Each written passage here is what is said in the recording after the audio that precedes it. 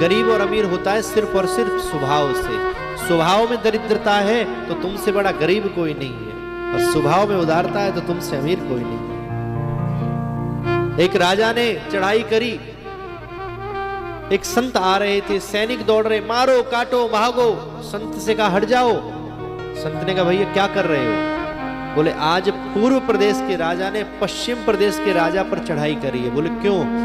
उनके राज्य को जीतने के लिए। बोले अभी राज्य छोटा है क्या? बोले नहीं, बड़ा तो बहुत है, थोड़ा और बड़ा हो जाएगा। संत ने राजा को नीचे उतारा रथ से, एक फूटी कौड़ी हाथ में रखी और कहा हे राजा, दुनिया के नजर में तू राजा है, मेरी दृष्टि में तुझसे बड़ा दरिद्र आदमी कोई नहीं है। इतना सब कुछ होने के बाद भी दूसरे की संपदा को तू हड़पना चाहता है, तुझसे दरिद्र कोई और नहीं हो सकता। तो सुदामा जी गरीब हैं, दरिद्र नहीं है। दरिद्र कौन है? जिसका कभी पेट ना भरे, और उस गरीबी से सुदामा जी को कोई फर्क नहीं पड़ता है। गरीब हुए कैसे? संदीपनी मुनि के आश्रम में पढ़ते हैं, ठाकुर जी के हिस्से के चने खा लिए, इतना ही पता है लोगों को। सुदामा जी के हृदय में लालच ही नहीं है तो चने क्यों खाए? एक बार भृगु ऋषि पधारे संदीपनी जी के आश्रम में, और भृगु जी ने, संदीपनी जी कहीं गए थे, उनकी पत्नी से कहा कि कुछ भिक्षा मिलेगी। तो देखा तो पूरे आश्रम में 2 मुट्ठी चने ही थे। तो गुरु माता ने विचार किया कि इनको तो अगले घर में कुछ मिल जाएगा, लेकिन अभी दोनों बालक सुदामा और कृष्ण जाएंगे तो चना दिया जाएगा।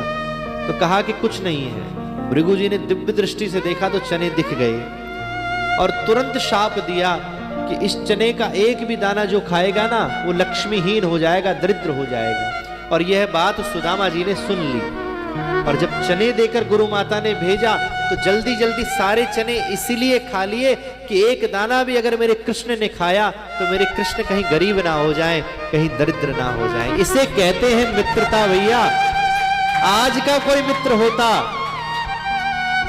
तो सारे के सारे चने अपने मित्र को खिला देता, जा हो जा दरिद्र, हम धनवान बने। बेशक द्वारकाधीश स्वर्ण की द्वारिका में रहते हैं, लेकिन वो मिली सुदामा जी की कृपा से ही हो गई। सुदामा जी की कृपा से वो मिली है। ढूंढते ढूंढते सुदामा जी द्वारिका की ओर जा रहे हैं, और एक ही भाव हृदय में है, ऐसी व्याकुलता हो सुदामा जैसी, नेत्रों से आंसू बह रहे, किस लिए?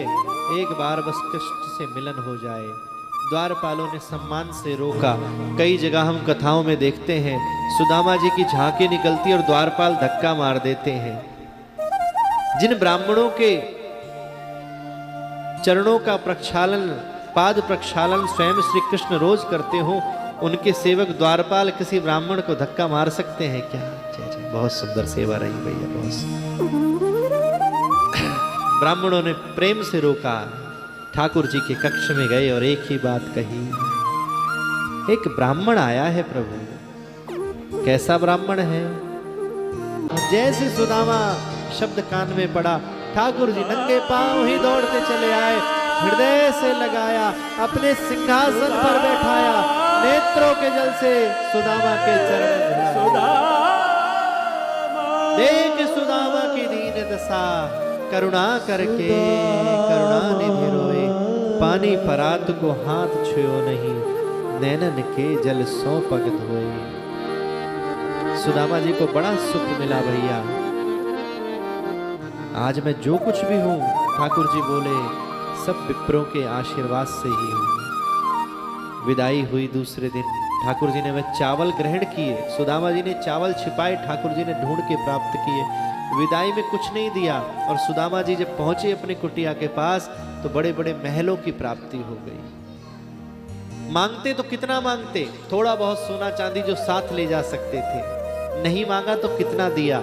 इसलिए सुदामा जी के चरित्र से सीखो, मांगना छोड़ो भैया, कृष्ण को अपना बनाना सीखो। कृष्ण अगर मिल गए ना तो महल घर कोठी यह सब तो अपने आप मिल जाएंगे, पता ही नहीं चलेगा। सुदामा जी को समस्त वैभव ठाकुर जी ने प्राप्त कराया भैया, और सुदामा को आज के बाद दरिद्र नहीं कहना। सुदामा जैसी भक्ति तो व्यक्ति सबको प्रदान करे। अद्भुत सुदामा जी पर कृपा हुई। सुंदर सूर्य ग्रहण के अवसर पर वसुदेव जी ने इच्छा उत्पन्न करी कि कुरुक्षेत्र चला जाए। कुरुक्षेत्र समस्त द्वारकावासी पधारे और आज पूरे 100 वर्ष से ज्यादा का समय हो गया ब्रज छोड़े हुए ठाकुर जी को। ब्रजवासी गोपियां भी पधारे, इन्हें पता नहीं ठाकुर जी वहां आ रहे हैं, लेकिन एक दूसरे का दर्शन हुआ।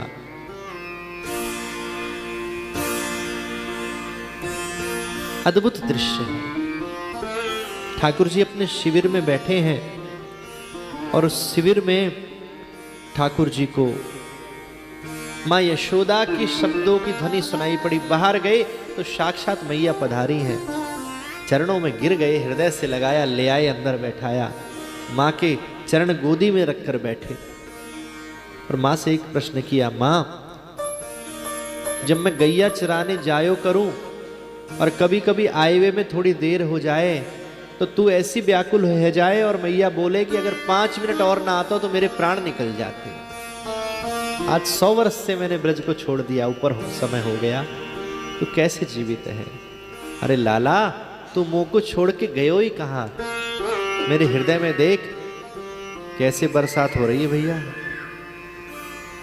कछु फालतू है तो इधर दे दो, एक तो यात्रा में दे आए, एक ही बचो है तुम्हारे पास।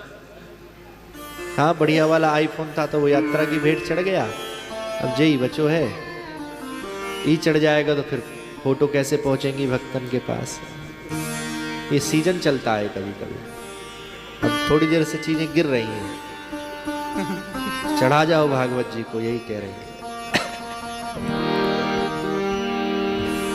हृदय में देखा तो ठाकुर जी ने स्वयं को पाया, 7 दिन तक ऐसे ही देखते रहे। कृष्ण पत्नियों के हृदय में इच्छा हुई, सारे दिन राधा राधा रटते हैं, ऐसा क्या है किशोरी जी में?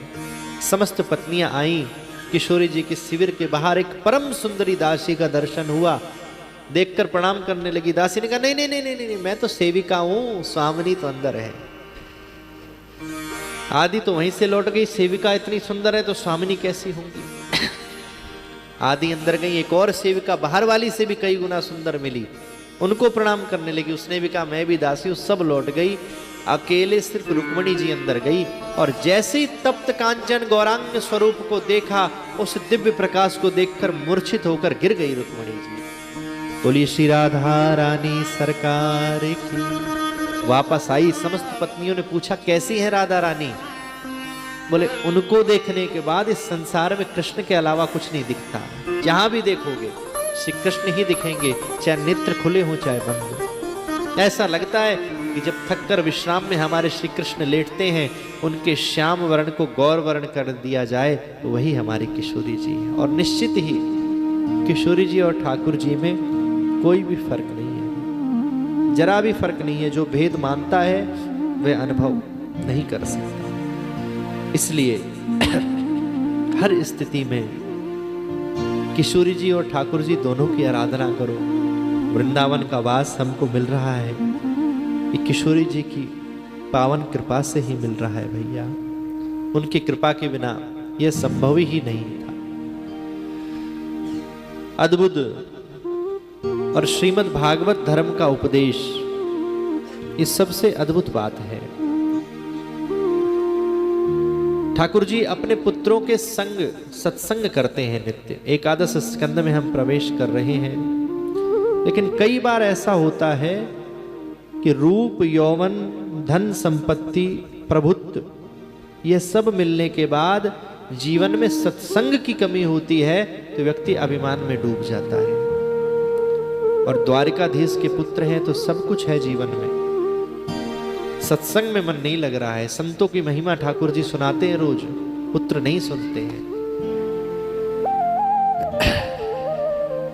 एक दिन एक संत पधारे और भगवान के पुत्रों ने एक पुत्र सांब को सजाया, साड़ी पहनाई, लाकर खड़ा किया, संत की परीक्षा ली।